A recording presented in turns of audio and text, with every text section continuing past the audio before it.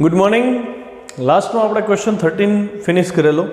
હવે ક્વેશ્ચન 14 કંઈક આવી રીતે છે કે ભાઈ એન કણોનું તંત્ર છે ને એના દ્રવ્યમાન કેન્દ્રનું સૂત્ર લખો અને એન કણોના તંત્રના દ્રવ્યમાન કેન્દ્ર ઉપર જે પરિણામી બળ લાગે ને એ મેળવો.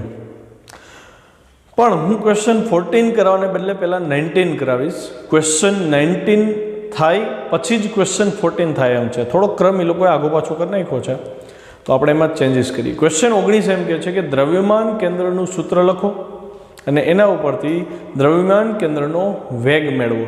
ઉદાહરણ તરીકે સમજો ક્વેશ્ચન કે માની લો કે તમારી પાસે એક રેન્ડમ આકારનો એક પથ્થર છે. પથ્થરનું દ્રવ્યમાન કેન્દ્ર સી છે. પથ્થરમાં માની લો કે આ બધા કણો રહેલા છે, બરાબર? તો દરેક કણ સમાન વેગથી જાય છે, આપણને ખબર છે.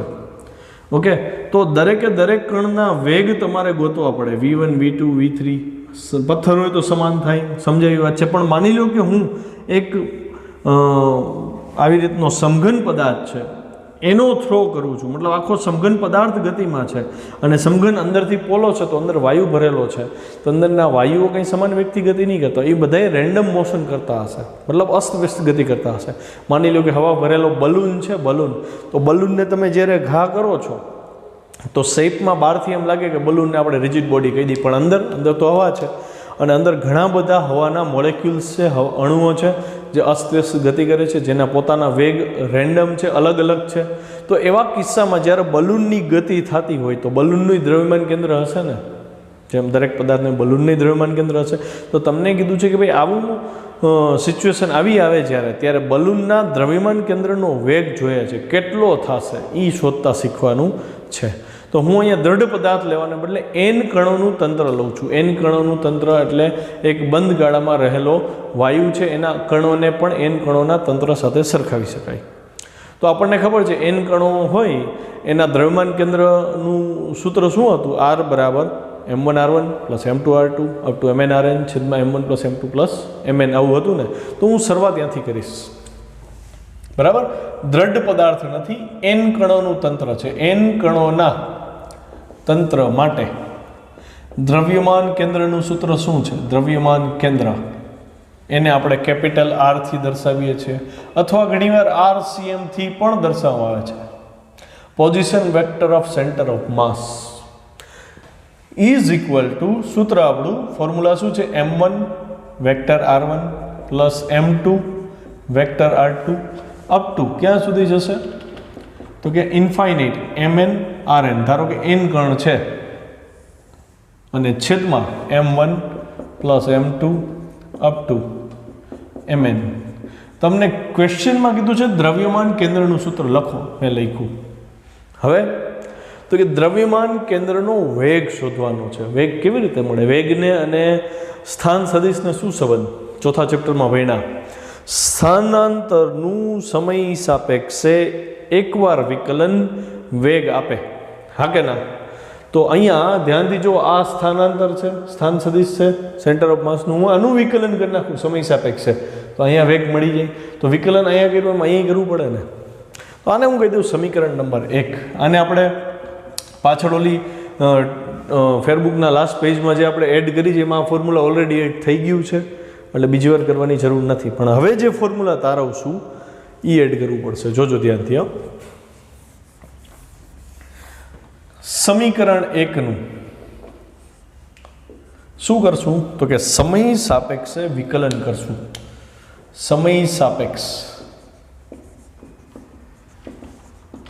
વિકલન કરતા શું થશે? સમીકરણ 1નું સમય સાપેક્ષે વિકલન કરતા, તો જોજો ધ્યાનથી. હું અહીંયા લખું છું, હું આ કેપિટલ R થી જ આગળ વધું છું. dr by dt is equal to m1 અચળ છે છોકરાઓ, m1 અચળ છે. વિકલન r1 નું થશે dr1 by dt plus m2, r2 નું વિકલન થશે dr2 by dt plus infinite સુધી અને mn drn બાય dt. ખ્યાલ આવ્યો? અને આખાના છેદમાં કેપિટલ M. એગ્રી છો કે નહીં? કુલ દળ થઈ ગયું આખા તંત્રનું. માની લો કે ફુગો છે, ફુગાને તમે થ્રો કરી દીધો છે, અથવા તો ફુગો સ્થિર છે કે જે કંઈ ફુગાની પરિસ્થિતિ હોય, બલૂનની જે સિચ્યુએશન છે એ બલૂનની અંદર હવાના n મોલેક્યુલ છે, બરાબર, તો n મોલેક્યુલનું કુલ દળ તમને મળી જાય, બરાબર. અને એક એક મોલેક્યુલના સ્થાન સદિશ માની લો કે જે તે ક્ષણે તમને ખબર હતી તો એનું વિકલન કરો તો જે તે કણનો વેગ તમને મળી ગયો, બરાબર.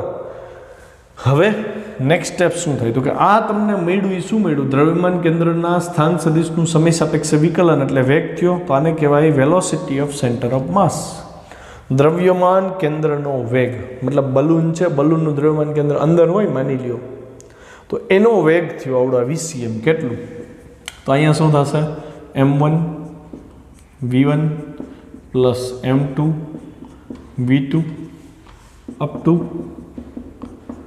mn ઇન્ટુ vn, અને છેદમાં કેપિટલ M લખો તોય ભલે, આવી રીતે લખો m1 plus m2 up to mn તોય ભલે, તમને બે ખબર હોવી જોઈએ. તો આ થયું સમીકરણ નંબર 2. આને છે ને તમારે નવી યાદીમાં એડ કરવાનું છે. લાસ્ટ પેજ ઉપર વયા જાઓ. દ્રવ્યમાન કેન્દ્રનો વેગ n કણોના તંત્ર માટે દ્રવ્યમાન કેન્દ્રનો વેગ VCM બરાબર m1 v1 plus m2 v2 plus mn vn છેદમાં m1 plus m2 up to mn છે. ખ્યાલ આવ્યો?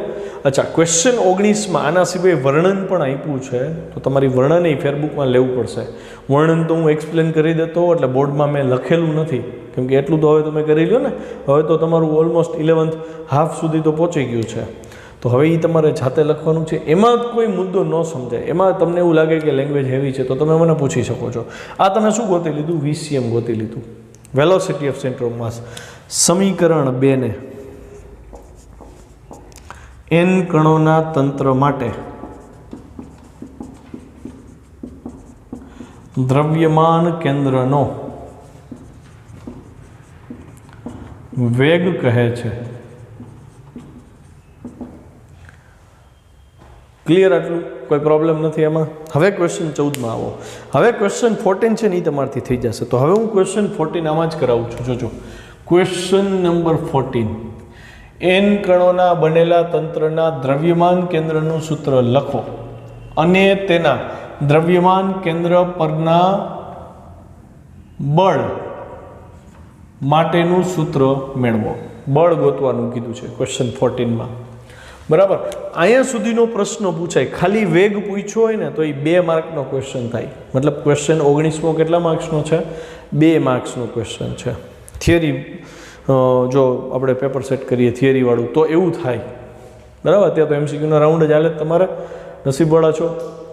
હવે માની લો 3 માર્કની થિયરી હોય ને તો એમાં ક્વેશ્ચન 14 આવે. ક્વેશ્ચન 14ને હું 3 માર્કનું વેઇટેજ આપું કે દ્રવ્યમાન કેન્દ્રનું સૂત્ર લખો અને તેના દ્રવ્યમાન કેન્દ્ર પરનું જે પરિણામી બળ છે એનું સૂત્ર તારવો. તો એ 3 માર્કનું. તો એમાંય છોકરાઓ આ થિયરીના સ્ટેપ તો આવશે જ. એ તો તમે જ્યારે એમાં જોશો ને તો એ લોકોએ શું કર્યું છે, ક્વેશ્ચન 14માં સીધું આ લખી નાખ્યું છે અને પછી આગળ વધારી દીધું. તો એની ભૂલ છે ક્વેશ્ચન 14માં, જે મતલબ PDF ફાઇલ જે આપણે બનાવી છે એમાં ભૂલ છે. તો તમારી કરેક્શન કરવાનું છે. ક્વેશ્ચન 14માં ફરીથી આ લખવાનું છે. ક્લિયર? પછી આગળ વધવાનું છે. જો આગળ કેમ વધવાનું છે ને એ સમજજો. સમીકરણ 2 પરથી જોજો, હવેનું સ્ટેપ બહુ મહત્વનું છે. અહીંયા છેદમાં કુલ દળ હતું, એ કુલ દળને હું અહીંયા લઈ જાઉં છું. એટલે શું થયું? જો MVCM બરાબર m1 v1 plus m2 v2 plus dash dash dash mn vn. આને હું અત્યારે સમીકરણ નંબર આપી દઉં છું, પણ આને લાસ્ટમાં આપણે એડ અત્યારે નથી કરતા. લાસ્ટ પેજ ઉપર આને નથી લઈ જતા, આને એડ કરી છે. આઈ થિંક 14-15 જેવા ફોર્મ્યુલા થયા. હવે ક્રમ તમારે જાતે જાળવી રાખવો, શું આવતો હોય મિસ ન થવું જોઈએ. આ ફોર્મ્યુલા એડ કરી દેજો, જોજો ત્યાંથી. પણ યાદ આવે છોકરાઓ, દળ ગુણ્યા વેગ કઈ રાશિ થઈ? સ્ટ્રાઇક થઈ. દળ ગુણ્યા વેગ એટલે વેગમાન. Very good. તો પહેલો કણ જે છે આ એનું વેગમાન થયું ફુગાની અંદર, બલૂનની અંદર અથવા તો કોઈ તંત્ર છે બંધ તંત્ર, એની અંદર જેટલા કણ હતા એનો પહેલા કણનું વેગમાન, બીજા કણનું વેગમાન, ત્રીજા કણનું વેગમાન, nમા કણનું વેગમાન. આવું જ થયું ને. અને આ શું થયું? દ્રવ્યમાન કેન્દ્રનું વેગમાન. હા કે ના? દ્રવ્યમાન કેન્દ્રનો વેગ, કુલ દળ દ્રવ્યમાન કેન્દ્ર ઉપર હોય તો આ એવું થયું ને. તો અહીંયા એક સરસ વિધાન બને કે જો n કણના બધા વેગમાનનો સદિશ સરવાળો કરવામાં આવે, જો n કણના બધાના વેગમાનનો સદિશ સરવાળો કરવામાં આવે, એટલે કે કુલ વેગમાન જે મળે એ કુલ વેગમાન અને દ્રવ્યમાન કેન્દ્રનું વેગમાન બંને સમાન થાય. તો ક્વેશ્ચનમાં નહીં પણ હાસ્યમાં ઉપર તમારી મુદ્દો લખવાનો છે કે n કણોના વેગમાનનો સદિશ સરવાળો કરતા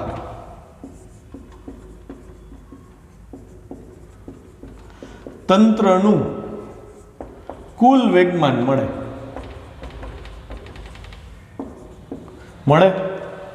બરાબર છે ને? 100 કણ હોય તો 100 કણ હોય એના બધાનો વેગમાનનો સદિશ સરવાળો કરી દો એટલે આખા તંત્રનું વેગમાન કુલ વેગમાન મળ્યું. પણ ડાબી બાજુ તો એમ કહે છે કે સેન્ટર ઓફ માસનું વેગમાન મળે છે અહીંયા. તો હું એવું કહી શકું ને કે આખા તંત્રનું કુલ વેગમાન ગોતો કે દ્રવ્યમાન કેન્દ્રનું વેગમાન ગોતો, બે કેવા થયા? સરખા. આ તંત્રનું વેગમાન ને આ દ્રવ્યમાન કેન્દ્રનું વેગમાન મળે જે દ્રવ્યમાન કેન્દ્રના વેગમાન જેટલું હોય. બહુ અગત્યનો મુદ્દો છે આ, એક માર્ક માટે. આમાંથી ટ્વિસ્ટ 25 વસ્તુ થશે આગળ જતા, હું કહીશ ટાઈમે ટાઈમ. આ મુદ્દો પાછો ક્વેશ્ચન બનીને નેક્સ્ટ ક્વેશ્ચનમાં આવશે તો ત્યારે હું કહીશ કે ભાઈ જાતે કરી લેજો. અત્યારે મેં સમજાવી દીધું છે. આ નોંધ હાસ્યમ ઉપર અત્યારે જ લખી લેજો ચાલુ લેક્ચરે, બાકી ન રાખતા પછી મળશે નહીં. હવે મને સમીકરણ 3 તો મળી ગયું. મારે જોઈ જ શું? મારે જોઈએ છે બળ. મને મળે છે અહીંયા વેગ. વેગ અને દળ મળી ગયા, પણ બળ એટલે તો દળ ગુણ્યા પ્રવેગ છે. તો મારે અહીંયા લઈ આવવો પડે પ્રવેગ. શું કરશો? હવે તો સ્ટ્રાઇક થઈ જાય ને ધીમે ધીમે. તરત ખબર પડે કે સમીકરણ 3માં સમય સાપેક્ષે વિકલન કરી નાખીએ તો શું થાય? તો કે તરત પ્રવેગ મળી જાય. આ નોંધ કરી લીધી છે તમે બધાએ? બરાબર? ન કરી હોય તો શું કરવાનું ખબર છે ને? ચલો, સમીકરણ 3નું સમય સાપેક્ષે વિકલન કરતા શું મળે? દ્રવ્યમાન કેન્દ્રનો પ્રવેગ મળે કે નહીં? ACM અથવા તમે કેપિટલ A પણ કહી શકો, મળે. બરાબર? જો આનું વિકલન કરું છું, ધ્યાનથી જોજો. M dVCM by dt is equal to M1 dV1 by dt plus M2 dV2 by dt. Clear થાય છે? સેમ વેસ્ટ લાસ્ટ સ્ટેપ લખી નાખીએ. Plus Mn dVn by dt. સાદું સ્વરૂપ આપવાનું તો અહીંયા શું થશે? M ACM. તમે ACM લખો કાં તો કેપિટલ A લખો, બેય ચાલશે, તમને જે મજા આવે. હું કેપિટલ A લખીશ. કેપિટલ A બરાબર M1 A1 plus M2 A2 plus dash dash dash Mn AN. Clear કે નહીં? આ કણ 1નો પ્રવેગ, કણ 2નો પ્રવેગ, કણ Nનો પ્રવેગ. દ્રવ્યમાન કેન્દ્રનો પ્રવેગ ACM છે. જો હું આને કરતા બનાવેલું તો એમ અહીંયા છેદમાં જાય તો એનું સૂત્ર જેવું વેગમાં મળ્યું હતું ને સેમ એવું ફોર્મ્યુલા અહીંયા મળે છે. આને તમે સમીકરણ નંબર 4 કહી શકો. અને તમે લાસ્ટ પેજ ઉપર એડિટિંગ કરી શકો. ના એને એડ કરીને શું લખશો?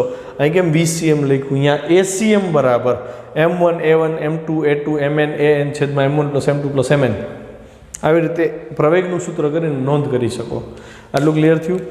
હવે હું હજી આને સાદું સ્વરૂપ આપું, જોજો. માટે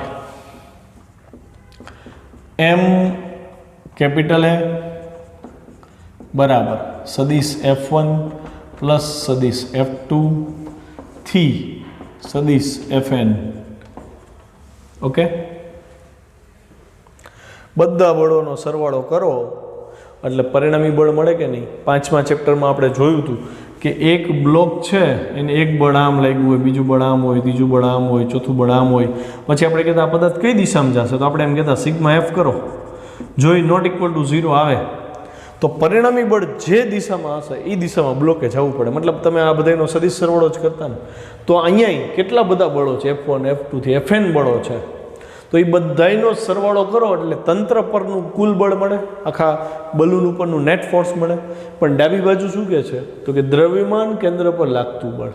જમણી બાજુ તો કે પદાર્થ પર લાગતું પરિણામી બળ, અહીંયા દ્રવ્યમાન કેન્દ્ર પર લાગતું પરિણામી બળ. તો આનો બહુ ગહન અર્થ છે કે બલૂન છે એના કણો ઉપર જે કંઈ બળો લાગે છે, બાહ્ય બળો, આગળ એની ચર્ચા આવશે, તો જે કંઈ બળો લાગે છે એ બધા બળોનો નેટ તમે લ્યો, અથવા તો ખાલી એનું દ્રવ્યમાન કેન્દ્ર લઈને એનું નેટ ફોર્સ લ્યો, એ બે સરખા જ આવશે.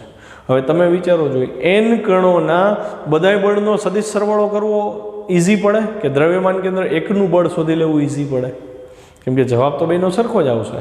એટલે હું અહીં લખીશ, શું લખીશ જુઓ, આમ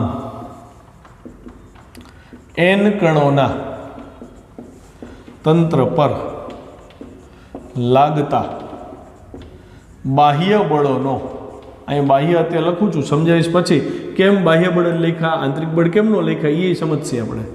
બાહ્ય બળોનો સદિશ સરવાળો કરતા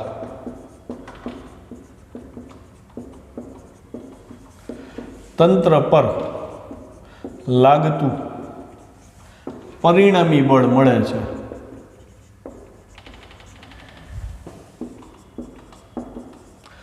જો હું આને પરિણામી બળને F તરીકે દર્શાવું, આ પરિણામી બળ થયું, તો ડાબી બાજુ શું છે, તો કે એ તો દ્રવ્યમાન કેન્દ્ર ઉપર લાગતું બળ છે, આ તંત્ર પર લાગતું બળ છે, આ દ્રવ્યમાન કેન્દ્ર ઉપર લાગતું બળ છે. કેમ કે જે દ્રવ્યમાન કેન્દ્ર છે એનો પ્રવેગ છે અને કુલ દળ છે, તો આ તો બળ દ્રવ્યમાન કેન્દ્ર એકલા ઉપર લાગ્યું ને, અને આ તો કુલ બળ થયું. તો એનો મતલબ પદાર્થ ઉપર કુલ બળ ગોતો કે દ્રવ્યમાન કેન્દ્ર ઉપર લાગતું બળ શોધો, બે કેવા હશે, સરખા હશે. જે એડ કરું છું, જે દ્રવ્યમાન કેન્દ્ર પર લાગતા બળ એમ એ જેટલું હોય છે. સમજાણું? થિયરી અહીં પૂરી થાય. બરાબર. તમારે શું કરવાનું છે, PDF ફાઇલમાંથી ક્વેશ્ચન 14 લખવાની છૂટ છે, થિયરી તો એમાંથી જ લખવી પડશે, પણ પહેલાં અહીં સુધીનું લખજો. ક્વેશ્ચન 14માં PDF ફાઇલમાં આટલું જ આપ્યું છે અને પછી સીધી થિયરી આપી દીધી છે. તો તમારે શું કરવાનું છે, ક્વેશ્ચન 14માં પહેલાં આ તારવી લેવાનું છે, પછી આમાં વચ્ચે ઓલા ક્વેશ્ચન 19ની થિયરી એડ કરવાની જરૂર નથી. સીધું આ લખો 14માં, પછી આ લખો, પછી આ લખો, વેગ મળી ગયો, સીધું અહીંથી આગળ વધારી દો. પછી થિયરી જે આવે છે 14th ક્વેશ્ચનની થિયરી જે છે એ વચ્ચે વચ્ચે એડ કરતું જવાનું છે. ક્લિયર થયું આટલું? અને આ જે લાસ્ટ પોઈન્ટ છે એ ફરીથી ફેરબુકમાં તો લખશો જ, પણ હાસ્યમાં ઉપર એ લખી નાખજો કે કોઈ પણ તંત્ર ઉપર તમે ગમે એટલા બળ લગાડો છો, બાહ્ય બળો, એ બધાય બાહ્ય બળનો સદિશ સરવાળો કરો એટલે તમને તંત્ર ઉપરનું પરિણામી બળ મળે. એ તંત્રનું પરિણામી બળ કેટલું હોય, તો કે દ્રવ્યમાન કેન્દ્ર ઉપર જે બળ લાગે ને એટલું જ હોય. તો એનો મતલબ એવો થયો ને કે તમે કોઈ પદાર્થને બહારથી બળ આપો છો, એ બળ કાં તો તમે પદાર્થને આપો છો, અથવા તો તમે એવું કહી શકો કે એ જ બળ તમે દ્રવ્યમાન કેન્દ્ર ઉપર આપ્યું. સમજો પડી? મતલબ પદાર્થ પર લાગતું બળ કયો કે દ્રવ્યમાન કેન્દ્ર પર લાગતું બળ કયો, બે સરખા જ હશે. એટલા માટે થઈને 7મા ચેપ્ટરમાં આપણે મોટે ભાગે બધા બળો દ્રવ્યમાન કેન્દ્ર પર લાગે છે એમ સમજી અને આગળ વધીએ છીએ, અને બધી ગણતરી એમ જ આગળ વધારશે. તો હવે દ્રવ્યમાન કેન્દ્રનું ઇમ્પોર્ટન્સ તમને સમજાણું ને? ઓકે. તો આ થિયરી લખીને તૈયાર કરજો, 2-3 વાર લખશો પછી આનો મર્મ સમજાશે, બાકી નહીં ખબર પડે. ચલો ક્વેશ્ચન 15. ક્વેશ્ચન 14માં એવું કીધું હતું મેં કે જે લાસ્ટ ફોર્સ મળ્યો હતો ને MA બરાબર F, એમાં Fમાં મેં એવું કીધું હતું બાહ્ય બળો, બરાબર. અને મેં કીધું હતું નેક્સ્ટ ક્વેશ્ચનમાં આપણે ચર્ચા કરીશું કેમ બાહ્ય બળો જ આવે, આંતરિક બળો કેમ નહીં. તો જુઓ, we know that mass into acceleration of center of mass is equal to F1 plus F2 થી ક્યાં સુધી Fn થાય, આવું થાય. આ વિધાનનો મતલબ છે ને એ પેલા એક્સપ્લેનેશનમાં લખીએ. આ સમીકરણ પરથી સ્પષ્ટ છે કે તંત્ર પર લાગતા તમામ બળો નો સદિશ સરવાળો એ તંત્રના દ્રવ્યમાન કેન્દ્ર પર લાગતા બળ જેટલો મળે. આટલું ક્લિયર થયું? અહીંયા જેટલા પણ બળ છે એ બળનો સરવાળો દ્રવ્યમાન કેન્દ્ર ઉપર જે બળ લાગે છે એના જેટલો છે. બે ઇક્વલ છે ને? તો આપણે ચર્ચા એ કરવાની છે કે આ બળો આંતરિક બળો છે કે બાહ્ય બળ છે. તો આપણે લખીએ કે તંત્રના કણો પર બે પ્રકારના બળ લાગે.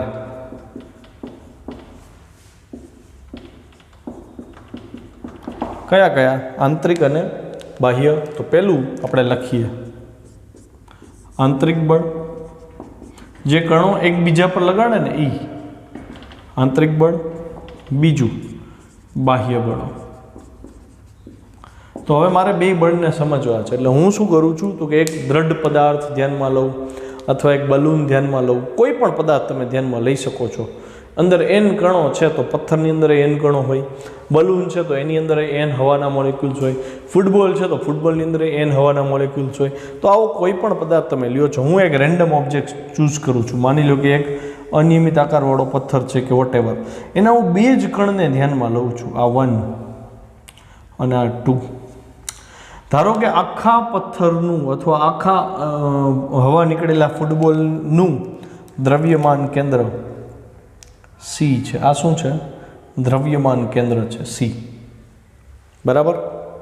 તો ક્વેશ્ચન, આ જે સમીકરણ જે છે એ એવું કહે છે કે દ્રવ્યમાન કેન્દ્ર ઉપર જે બળ લાગશે, તો આપણે દ્રવ્યમાન કેન્દ્રનું બળ તો એમે લઈ છીએ, એ બળ એ બાકી બધાય બળોના સદિશ સરવાળા જેટલું થાય. તો અહીંયા આંતરિક બળ છે કે બાહ્ય બળ છે એની ચર્ચા કરી છે. તો હું કણ 1 ઉપર ક્યાં ક્યાં બળ લાગે એની ચર્ચા કરીશ, કણ 2 ઉપર ક્યાં ક્યાં બળ લાગે એની ચર્ચા કરીશ. તો સૌથી પહેલાં કણ 1 અને કણ 2 એકબીજા ઉપર એટ્રેક્શન લાગુ પાડશે, ન્યૂટનનો ત્રીજો નિયમ. તો કણ 1 ઉપરનું એટ્રેક્શન આ તરફ હશે. બરાબર? તો આ બળને હું દર્શાવું છું ફોર્સ ઓન 1/2 સદિશ સ્વરૂપ હોય. સેમ વે આની ઉપર એટલું જ એટ્રેક્શન લાગશે ત્રીજા નિયમ પ્રમાણે, ફોર્સ ઓન 2/1. હા કે ના? અને તમે જોઈ શકો છો બે બળ દ્રવ્યમાન કેન્દ્રમાંથી પસાર થતી રેખા ઉપર જ હોય. આવા તમે કોઈ પણ બે કણ લ્યો, એના આંતરિક બળોએ એના દ્રવ્યમાન કેન્દ્રમાંથી જ પાસ થવું પડે. આ આંતરિક બળ થયા બે, F12 F21 સામસામે ઇક્વલ એન્ડ ઓપોઝિટ. હવે હું આની પર બાહ્ય બળ લગાડું છું. માની લ્યો કે આ કણ ઉપર મેં આ તરફ બળ લગાડ્યું, આને હું દર્શાવું છું F1 થી. આ બાહ્ય બળ છે. મેં આમ ધક્કો માર્યો કણ 1 ને. કણ 2 છે ને એને હું આમ ધક્કો આપું છું. હું સરળતા માટે બે જ કણ ધ્યાનમાં લઉં છું, બાકી એની અંદર અનંત કણો હોઈ શકે. તો હવે તમે એવું કહી શકો ને કે આની ઉપર કુલ કેટલા બળ લાગ્યા આખા પદાર્થ ઉપર? તો કે 1 2 3 ને 4 બળો ટોટલ લાગે છે. આખા પદાર્થની વાત છે, કઈ એક કણની વાત નથી. આ કણ ઉપર 2 બળ લાગ્યા, આ કણ ઉપર 2 બળ લાગ્યા. પણ આ સમીકરણ તો એમ કહે છે ને કે દ્રવ્યમાન કેન્દ્ર માટે દળ ગુણ્યા પ્રવેગ, એટલે એના ઉપર જેટલા બળો હોય એ બધાનો સરવાળો થાય. મતલબ જેટલા પણ બળ છે એ બળનું પરિણામી બળ એવું મળે છે જાણે દ્રવ્યમાન કેન્દ્ર ઉપરનું બળ મળે. તો હવે હું એવું કહી શકું કે આ ચારેય બળો કોની ઉપર લાગે છે? તો કે છેલ્લે તો દ્રવ્યમાન કેન્દ્ર ઉપર લાગશે આ સમીકરણ ઉપરથી, કેમ કે જમણી બાજુના બળ બરાબર દ્રવ્યમાન કેન્દ્રનું બળ. તો અહીંયા જમણી બાજુના બળ તો આ 4 થયા કે નહીં? આ ચારેય બળ છેલ્લે કોને લાગશે? તો કે દ્રવ્યમાન કેન્દ્ર. એટલે હું એનો ડાયાગ્રામ ડ્રો કરું. જો આ C દર્શાવ્યો મેં, 4 બળ હું દ્રવ્યમાન કેન્દ્રને લાગે છે ને એવી રીતે ડ્રો કરીશ. તો F12 ડ્રો કરું છું, આ દિશામાં છે. જો આ F12, પછી જો F21 આ દિશામાં લાગે છે, તો આ F21 ઇક્વલ એન્ડ ઓપોઝિટ થવું જોઈએ છોકરો. ફૂટપટ્ટીનો ઉપયોગ કરવો પડે તો કરવાનો. F21 ready. અચ્છા, આ બળ F2 જો આ દિશામાં જાય છે, આ F2, પછી F1 આ તરફ જાય છે, તો હું આવી ડાયાગ્રામ કઈ રીતે ડ્રો કરી શકું? કેમ મેં બધાય બળો C ઉપર જ લગાડ્યા, દ્રવ્યમાન કેન્દ્ર ઉપર કેમ લગાડ્યા?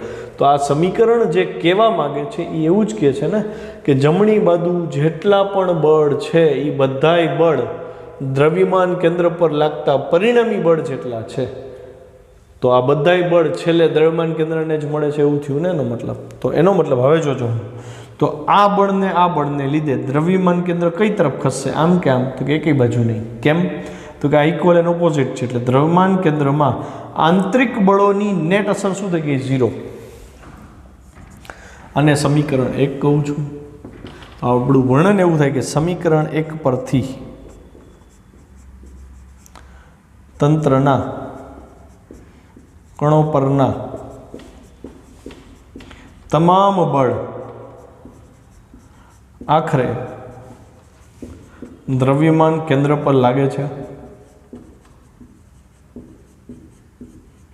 બરાબર?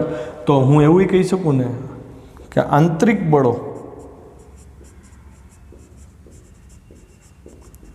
ની દ્રવ્યમાન કેન્દ્ર પર પરિણામી અસર શું થઈ જોવો જોઈએ?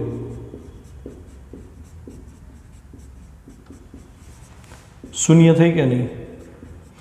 મતલબ કે આંતરિક બળો સામસામા બધે નાબૂદ જ થઈ જતા હશે. 2 કણ હોય કે 50 હોય, એ ઇક્વલ એન્ડ ઓપોઝિટ જ થશે ને, એ નાબૂદ જ થઈ જશે. એટલે આંતરિક બળોને કન્સિડર કરવાના આવશે જ નહીં તમારે. તો હવે તો કે બાહ્ય બળને લીધે તો કે એ જો નાબૂદ નથી થતા, એક આમ જાય એક આમ જાય, તો હું અહીંયા પરિણામી બળ જોઈએ છે તો 2 સદિશ છે તમારી પાસે, 2 એક જ ઉદ્ભવમાંથી નીકળે છે. તો સવાચકોની રીત, સમાંતર બાજુ ચતુષ્કોણની રીત પ્રમાણે આને સમાંતર બાજુ મારે અહીંયા દોરવી પડે, આવી રીતે આને સમાંતર બાજુ મારે અહીંયા દોરવી પડે. તો મને પરિણામી સદિશ જે મળે એ જો આ મળે છે. તો એનો મતલબ દ્રવ્યમાન કેન્દ્ર ઉપર પરિણામી બળ F જે મળ્યું એ આ તરફ મળશે. અને F કોના જેટલું હશે? તો કે આપણે જે સમીકરણ 1 માં m × a મેળવ્યું ને એના જેટલું જ થશે. આ m a થયું અને આ પરિણામી બળોનો સદિશ સરવાળો. મતલબ અહીંયા જે બળ લીધા હતા એમાં કોઈ પણ બળ આંતરિક બળ તો હતું જ નહીં. કેમ? તો કે એ તો નાબૂદ થઈ જાય. એ હતા એ બધા બળ કયા હતા? બાહ્ય બળ જ હતા. આથી દ્રવ્યમાન કેન્દ્ર પર માત્ર બાહ્ય બળ જ અસર ઉપજાવે છે. તો હું એવું કહી શકું ને, સમીકરણ 1 ની જમણી બાજુ જેટલા બળ છે ને માત્ર બાહ્ય બળ જ હોઈ શકે. માટે સમીકરણ 1 ની જમણી બાજુના તમામ બળ બાહ્ય બળ જ હોય કહી શકાય. હવે તો કોઈ ડાઉટ નથી એમાં. તો એનો મતલબ હવે હું એ સમીકરણને થોડુંક અલગથી લખીશ. m a બરાબર કુલ બળને હું F લખવાને બદલે F એક્સટર્નલ લખીશ. એક્સટર્નલ એટલે બહારનું બળ. ma બરાબર F એક્સટર્નલ તમારું નવું સમીકરણ, સમીકરણ 2. અને લાસ્ટ પેજમાં એડ કરવું પડશે એને, તમારે એડ કરજો જે કાંઈ નંબર આવતો હોય. એનો મતલબ એવો થયો તમે કોઈ પણ બાહ્ય બળ તંત્રને લગાડશો એ બળ છેલ્લે દ્રવ્યમાન કેન્દ્ર ઉપર જ લાગશે. ઉદાહરણ તરીકે આ બિલિયર્ડનો બોલ છે. જો હું બળ અહીંથી આ તરફ લગાડીશ, આ તરફ, તો ઇનડાયરેક્ટલી આ હિસાબ પ્રમાણે આ બળ તમે એને નથી લાગુ પાડ્યું, તમે એના દ્રવ્યમાન કેન્દ્રને લાગુ પાડ્યું છે. જોજો ધ્યાનથી. તો દ્રવ્યમાન કેન્દ્ર અને આને જોડતી રેખા છે, તો બોલ છે ને એ આખો આમ જશે. કેમ? તો કે દ્રવ્યમાન કેન્દ્ર ઉપર જે દિશામાં પરિણામી બળ લાગે એ દિશામાં બોલ જાય ને. હવે માની લ્યો કે તમે બળ આ દિશામાં લગાડ્યું અહીંયા, બરાબર છે, તો એ આ દિશામાં અગર બળ લગાડો છો તો એ બળ છેલ્લે અનુભવાશે ક્યાં? તો કે એ બળ છેલ્લે અહીંયા જ અનુભવાશે દ્રવ્યમાન કેન્દ્ર પર. મતલબ તમે કોઈ પણ જગ્યાએ બળ લગાડશો એ બધા બળો છેલ્લે તો અસર આને જ કરશે અને એની અસરને લીધે એ બોલ એ પ્રમાણે ગતિ કરશે. સમજ પડી ગઈ ને? બરાબર. હવે નેક્સ્ટ થિયરી, ક્વેશ્ચન 16. ma બરાબર F એક્સટર્નલ દ્રવ્યમાન કેન્દ્ર પરનું બળ અને નેટ એક્સટર્નલ ફોર્સ, બે સરખા હોય. આવું મેળવવું હોય તો કેટલીક નોંધપાત્ર બાબત તમારે ધ્યાનમાં રાખવી પડે. આવું સમીકરણ કેવી રીતે મેળવ્યું હતું? તો કે પહેલો મુદ્દો તો આંતરિક બળને ધ્યાનમાં નહીં રાખવાના, જોવો જોઈએ. દ્રવ્યમાન કેન્દ્રની ગતિ તમારે જાણવી છે.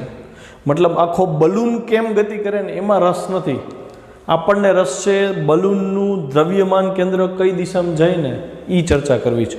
કેમ કે જે દિશામાં દ્રવ્યમાન કેન્દ્ર જશે બલૂને એ જ દિશામાં જવું પડશે. તમને એક સરસ ઉદાહરણ આપું. એક બર્ડ છે, બરાબર?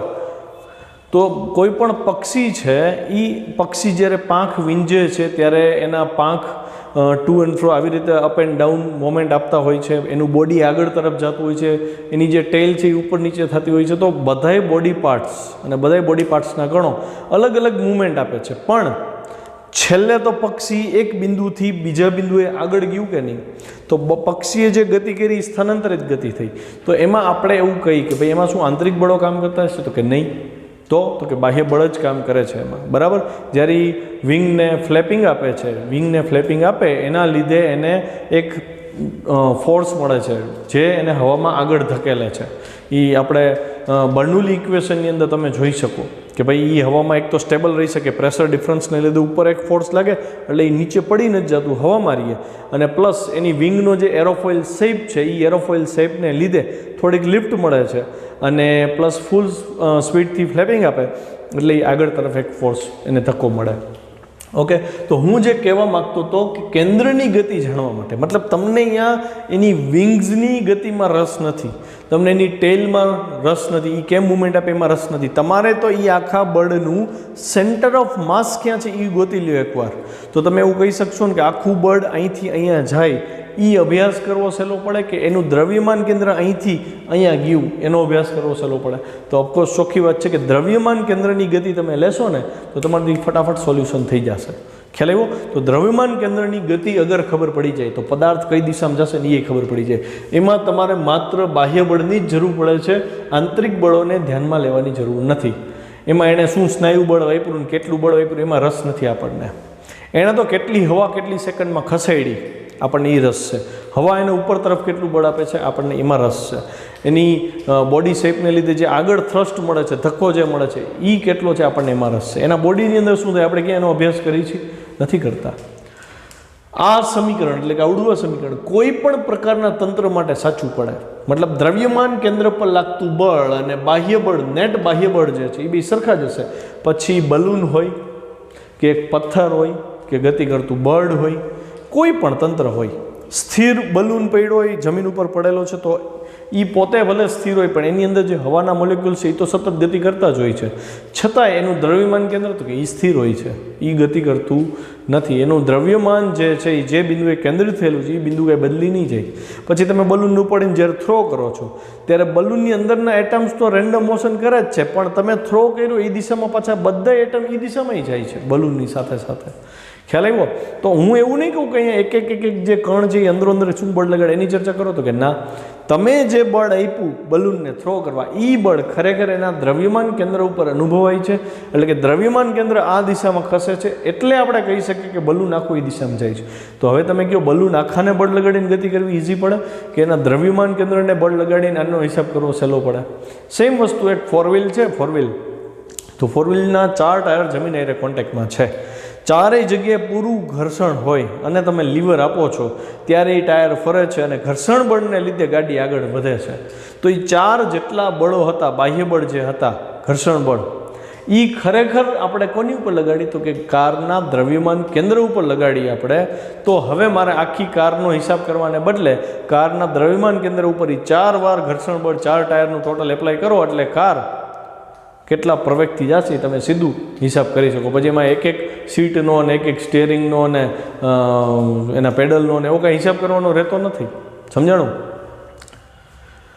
દ્રઢ પદાર્થ માટે લાગુ પડે, એન કણોના તંત્ર માટે ગતિમાન તંત્ર હોય તો લાગુ પડે. આંતરિક ગતિમાન કણોનું તંત્ર એટલે કે બલૂન જે મેં કીધું ને એના અંદરના કણો ગતિમાં કરતા હોય તો એ બધાય માટે આ નિયમ લાગુ પડશે.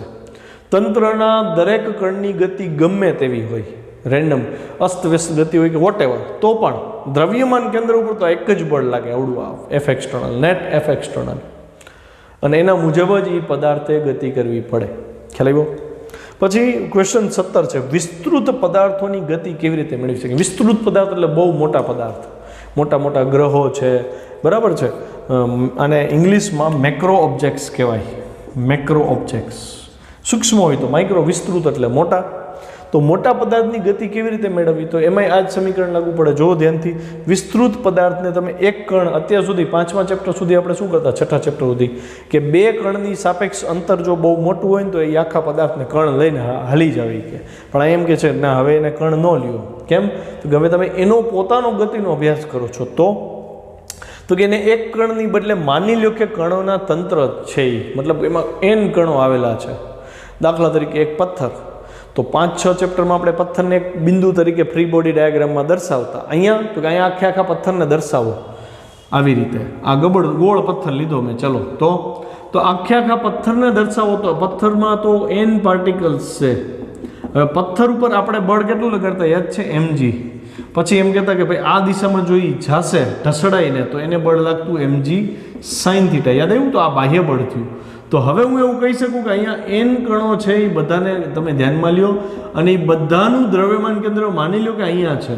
જો નિયમિત વિતરણ હોય તો સેન્ટરમાં હોય, તો એ બળ કોની ઉપર લાગ્યું? તો કે દ્રવ્યમાન કેન્દ્ર ઉપર. એટલે ઇનડાયરેક્ટલી 5મા ચેપ્ટરમાં જે આપણને એક કણ ધારવાનું કહેતા હતા, એ એક કણ પોતે જ ફ્રી બોડી ડાયાગ્રામ વાળો દ્રવ્યમાન કેન્દ્ર વાળો ડાયાગ્રામ બનતો હતો. મતલબ એ કણ જ દ્રવ્યમાન કેન્દ્ર હતું. પણ ત્યારે આપણે દ્રવ્યમાન કેન્દ્ર ભણ્યા નહોતા ને, એટલે આપણે એને બિંદુવત પદાર્થ ધારીને આગળ વધી જતા. હવે એમ કહે છે કે એને બિંદુવત ધારવાનું બંધ કરો અને દ્રવ્યમાન કેન્દ્ર કહી દો. એટલે આ એક એક કણની ગતિ તમારે અભ્યાસમાં નથી લેવાની. દ્રવ્યમાન કેન્દ્ર જેટલા વેગથી જશે એટલા વેગથી આ બધા કણ જાય. પછી એમાં એમ કહે છે કે જો એ ગબડતો જાય તો એને વર્તુળ ગતિને લીધે વેગ મળશે. એની ચર્ચા આપણે આગળ કરશી. તંત્ર તરીકે લેતા પદાર્થનું સમગ્ર દ્રવ્યમાન તેના દ્રવ્યમાન કેન્દ્ર પર કેન્દ્રિત થયેલું છે એવું કહી શકાય. અને તંત્ર પર જેટલા બાહ્ય બળ લાગે છે એ બધાય દ્રવ્યમાન કેન્દ્ર પર લાગે છે એવું કહી શકાય.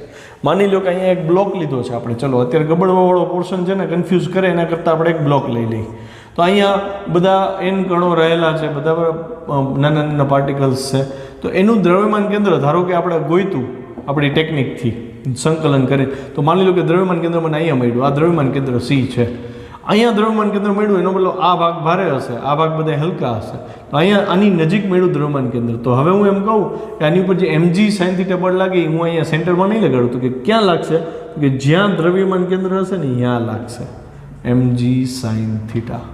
કેમ? તો કે હવે તમે આના એક એક પાર્ટિકલનો તમે આગળ જતા હિસાબ કરશો તો પહેલાં તો દ્રવ્યમાન કેન્દ્ર ઉપર બધા બળ લગાડી દીધા. આવું ધારીને તેમની ગતિના શુદ્ધ સ્થાનાંતરિત ઘટક એટલે એમાં ચાક ગતિ ન આવે, સીધી ગતિ જે થઈ, તો દ્રવ્યમાન કેન્દ્રની જે ગતિ થશે એવી જ ગતિ આ પાર્ટિકલ્સની પણ થશે. તો તમે એને સમજી શકો છો. ક્લિયર? પછી ક્વેશ્ચન 18 છે. હવે એ આવતીકાલે કરશે, લેક્ચર થોડોક લાંબો થઈ જશે વળી, બરાબર? તો હું એવું ઈચ્છું છું કે ક્વેશ્ચન 18 કરી એ પહેલાં તમારા 16 ને 17 પરફેક્ટ હોવા જોઈએ. 16-17 પરફેક્ટ હશે ને તો 18મું ક્વેશ્ચન સમજવાની મજા આવશે. આમ તો બહુ ઇઝી છે, થિયરીવાળો જ છે, પણ અમુક શબ્દો હું એવા બોલીશ, એમાં અમુક એક્સપ્લેનેશન એવા હશે કે એ તમને તો જ ખબર પડશે જો આ ક્વેશ્ચન તમારા પૂરા તૈયાર હશે. આવજો.